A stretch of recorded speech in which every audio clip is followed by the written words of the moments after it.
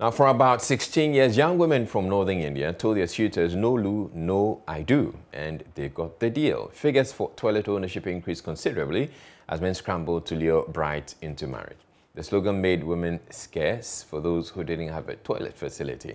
Billboards, posters, radio shows, and painted slogans on buildings were among measures to inform and educate men. This helped India to become Open Defecation free in 2019, with every household now having access to a toilet.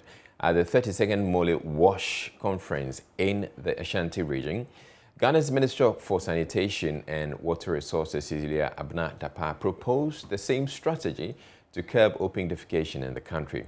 Joy News' Mahmoud Mohamed Nuruddin has more in the following report. Imagine walking into your lady's house to seek her hand in marriage, and you are being rejected because you do not have toilet facility in your house. If you're a young lady getting married or engaged, and the young man has no toilet in his home, don't agree. It won't be well. It is quite embarrassing and frustrating to see undress in public places just to ease themselves, something that is part of human life but we never plan for. This is one of the strategies used by India to achieve open defecation free. Will it actually work for Ghana? So I think it's good for the parents to ensure that the supposed husbands of their children or their girl child gets toilets in their homes. The repetition of the slogan was warmly applauded by the participants. It appeared the deputy ranking member for Parliamentary Select Committee on Works and Housing and Vice Chairman for Parliamentary Select Committee for Sanitation and Water Resources had the same thought prior to the conference. Their submissions were identical and the support for the minister's proposal the same. Young ladies who are here, when you get home, tell the rest. If a young man wants to marry you, the slogan we are living here with is no toilet, no marriage. It is the best thing if I have a young girl today in my house going out to marry. I will first of all find out from the young man whether his house. You don't need to have a water closet. You can equally build a small whatever in your house.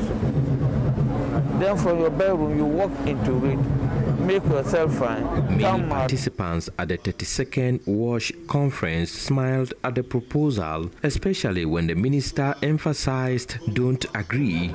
Don't agree.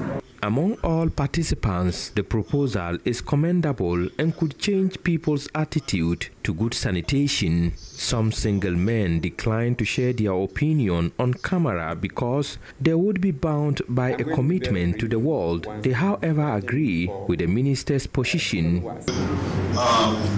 But for married and single women, that is more than necessary. For instance, 12-year-old Ghanaian sanitation diplomat Mawada Tunaziru believes it is disgraceful not to have a toilet as a man. Assuming you are married and then there is no toilet in your house, somebody comes to visit you and the person feels like freeing him or herself.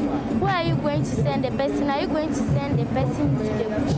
You see that it's a disgrace to you yourself. So all young ladies need their husbands to get toilets in their homes before they get married. But how can Ghanaians get this worked out? I put that question to Middle Zone Coordinator for Koniwax, Rose Asari. And I believe if tribal communities could buy into it and then add it to their dowry list, it would be an amazing. Over 22 million Ghanaians have no access to sanitation, and this raises concern about the long-term effects. The Minister for Sanitation and Water Resources, Mrs. Dapa, wants that to change. We all know the responsibility of governments. We all know the responsibility of the communities. We all know the individual responsibilities and also responsibilities of our civil society. WASH is a public good without which we are vulnerable.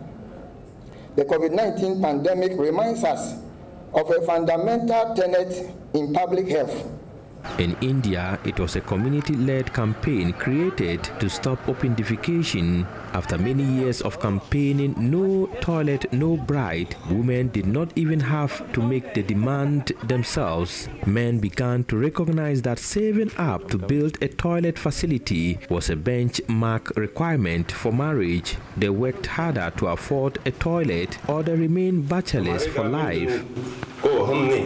Would communities support the minister's proposal to end open defecation in Ghana? Maybe yes. A report by Mohammed Nuruddin.